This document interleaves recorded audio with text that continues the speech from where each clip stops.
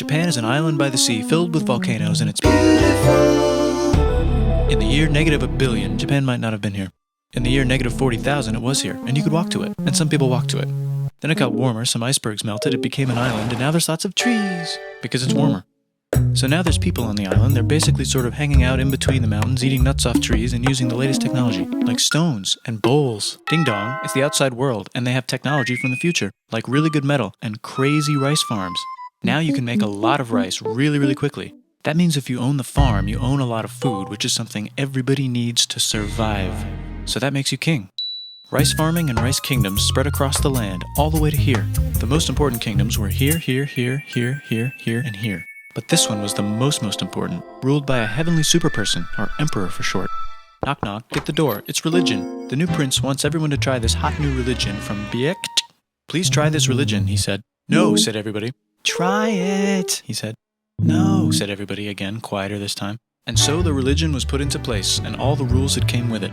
Then the government was taken over by another clique, and they made some reforms, like making the government govern more, and making the government more like China's government, which is a government that governs more. Hi, China, they said. Hi, dipshit, said China. Can you call us something else other than dipshit, said Japan. Like what, said China. How about Sunrise Land, said Japan. And they stole China's alphabet and wrote a book about themselves. And then they made lots of poetry and art and another book about themselves. Then they stopped moving the capital every time the emperor died and kept it in one place for a while, right here. And they conquered the north, finally. Get that squared away. A rich hipster named Kukai is bored with modern Buddhism, visits China, and learns a better version, which is more spiritual. Comes back, reinvents the alphabet, and causes art and literature to be great for a long time. And the royal palace turned into such a dream world of art that they really didn't give a shit about running the country. So if you live outside the palace, how are you supposed to protect your shit from criminals? Hire a samurai. Everyone started hiring samurai. Rich, important people hired samurai. Poor people who could not afford to hire samurai did not hire samurai. The samurai became organized and powerful, more powerful than the government. So they made their own military government. Here, they let the emperor still be emperor, but the shogun is actually in control. Breaking news, the Mongols have invaded China. We've invaded China, said the Mongols. Please respect us, or else we might invade you as well. Okay, said Japan. So the Mongols came over, ready for war, and died in a tornado. But they tried again, and had a nice time fighting with the Japanese, but then died in a tornado.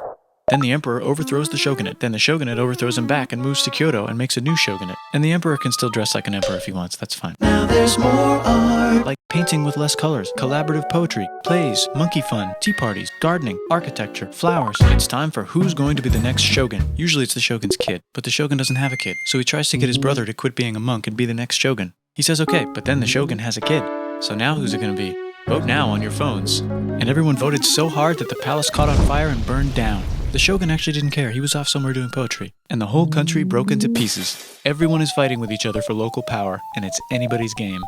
Knock knock, it's Europe. No, they're not here to take over. They just want to sell some shit, like clocks, and guns, and Jesus. So that's cool, but everyone's still fighting each other for control, now with guns. And wouldn't it be nice to control the capital, which right now is puppets, with no one controlling them?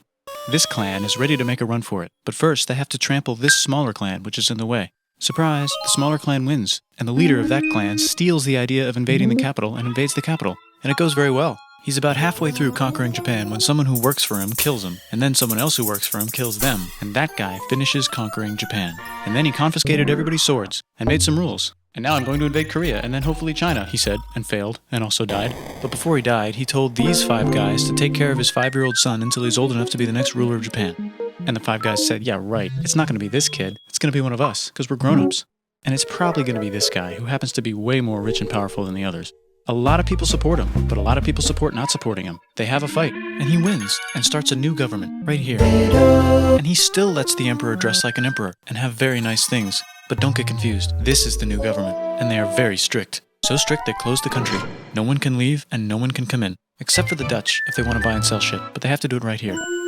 Now that the entire country was not at war with itself, the population increased a lot. Business increased, schools were built, roads were built, everyone learned to read, books were published, there was poetry, plays, sexy times, puppet shows, and Dutch studies. People started to study European science from books they bought from the Dutch. We're talking geography, skeletons, physics, chemistry, astronomy, and maybe even electricity. Over time, the economic and cultural prosperity began to gradually slow down. Knock knock. It's the United States, with huge boats, with guns. Gunboats. Open the country. Stop having it be closed, said the United States. There's really nothing they could do, so they signed a contract that lets the United States, Britain, and Russia visit Japan anytime they want. Choshu and Satsuma hated this. That sucks, they said. This sucks. And with almost very little outside help, they overthrew the shogunate and somehow made the emperor again and moved him to Edo, which they renamed Eastern Capital. They made a new government, which was a lot more Western. They made a new constitution that was pretty Western, and a military that was pretty Western. And do you know what else is Western? That's right, it's conquering stuff. So what can we conquer? Korea. They conquer Korea, taking it from its previous owner, China, and then go a little bit further. And Russia rushes in out of nowhere and says, "Stop, no, you can't take that. We were going to build a railroad through here to try to get some more water." And Russia builds their railroad, supervised by a shit ton of soldiers. And then when the railroad was done, they downgraded to a fuck ton. Did I say downgrade? I meant upgrade. And Japan says, "Can you maybe chill?" And Russia says, "How about maybe you chill?" Japan is kind of scared of Russia. You'll never guess who's also kind of scared of Russia.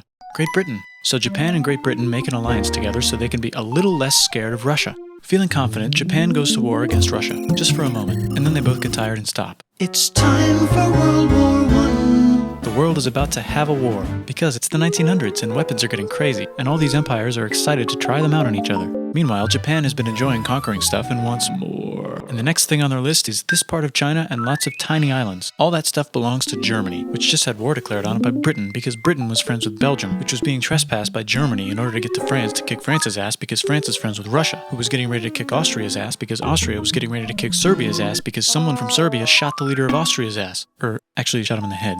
And Britain is currently friends with Japan, so you know what that means.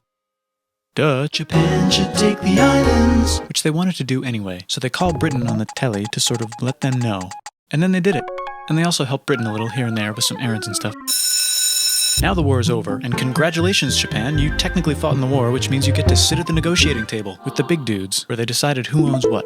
And yes, Japan gets to keep all that shit they stole from Germany. You also get to join the post-war mega alliance, the League of Nations, whose mission statement is to try not to take over the world.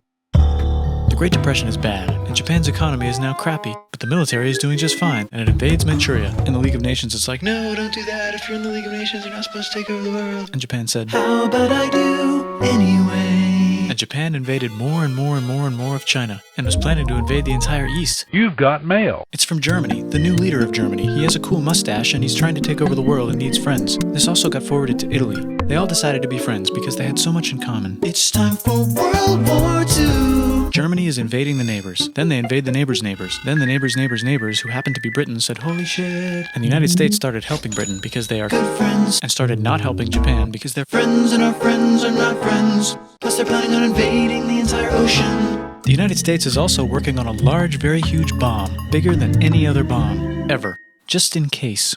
But they still haven't joined the war. War looks bad on TV, and the United States is really starting to care about their image. But then Japan spits on them in Hawaii and challenges them to war. And they say yes. And then Germany, as a symbol of friendship, declares war on the United States also. So the United States goes to war in Europe, and they help the gang chase Germany back into Germany. And they also start chasing Japan back into Japan. And they haven't used the bomb yet and are curious to see if it works, so they drop it on Japan. They actually drop two.